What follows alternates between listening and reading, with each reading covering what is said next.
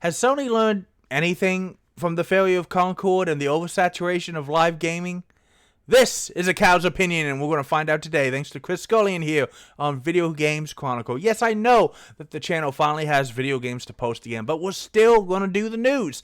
The news is important.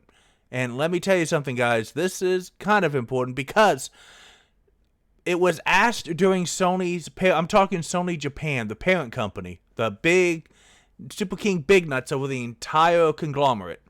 The president was asked about live service gaming and why Concord failed on their recent earnings call because, you know, a lot of the analysts who follow gaming are actual gamers now. They understand the points and they're just trying to understand, you know, how things worked and why things work. And the president, COO, and CFO, Hiroki Totoki, has shared, I apologize if I mispronounced that, has shared his views on why Concord was a failure. So, he got asked multiple questions. By the way, awesome game. We are making episodes for that right now as I record this, but Mario RPG is fantastic.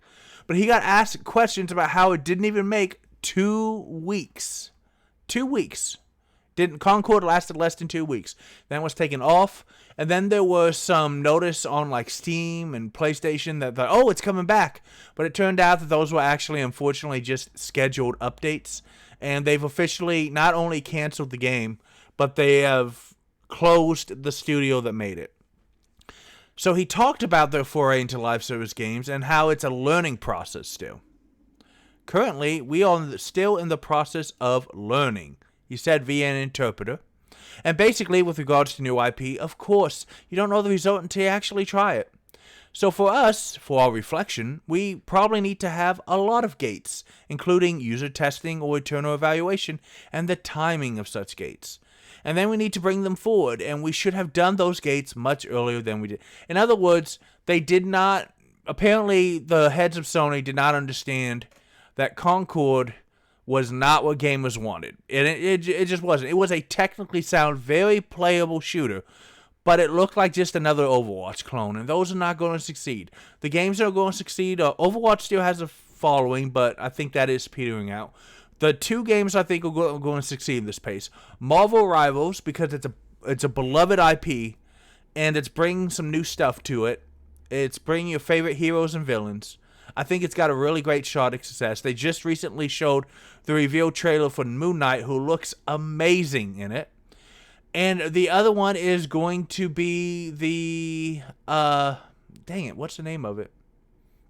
The Valve shooter that plays like Elite League of Legends, even though it's technically like Overwatch. What is it called? This is going to irritate me. Hang on.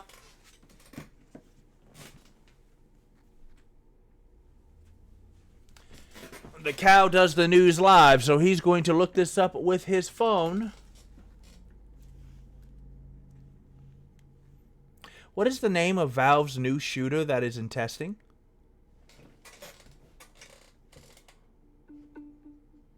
I don't know if my phone knows this. Sorry, something's wrong. Yeah, no, it can't get it either. Hang on, we will just go to YouTube. Mute my phone.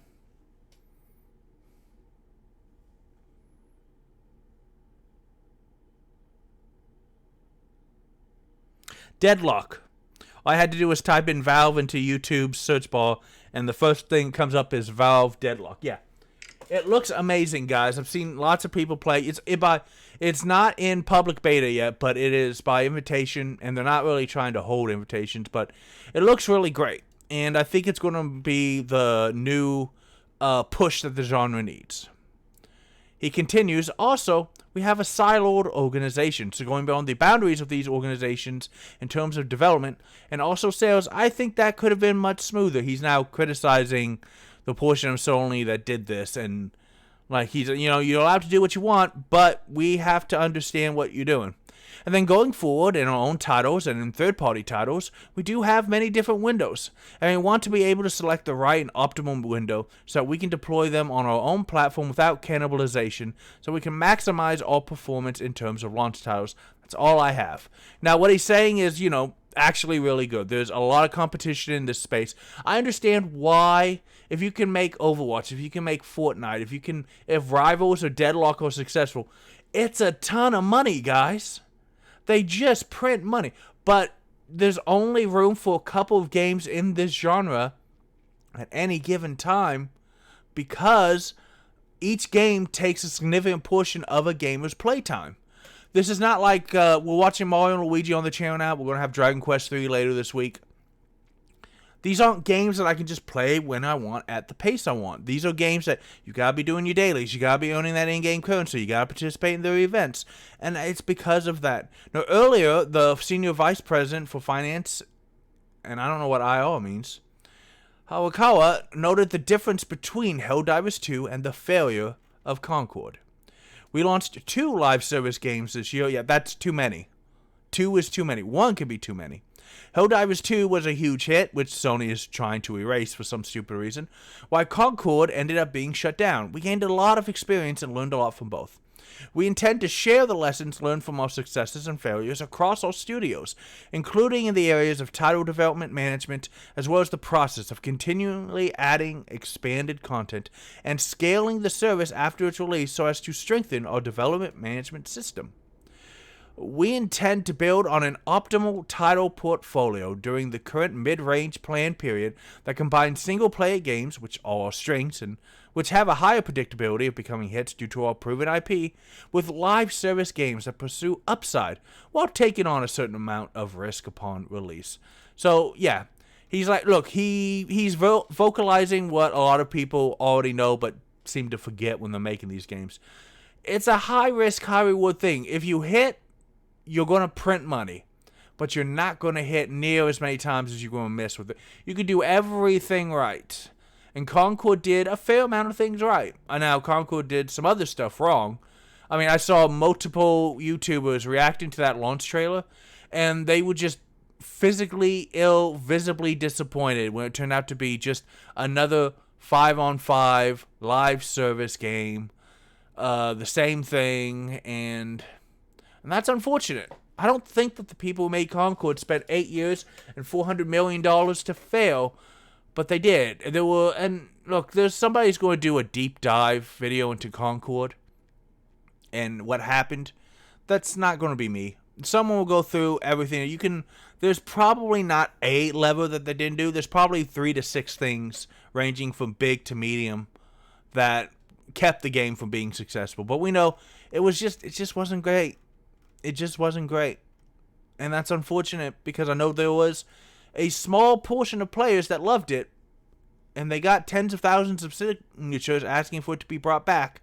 But a live service game cannot succeed on 10,000 players.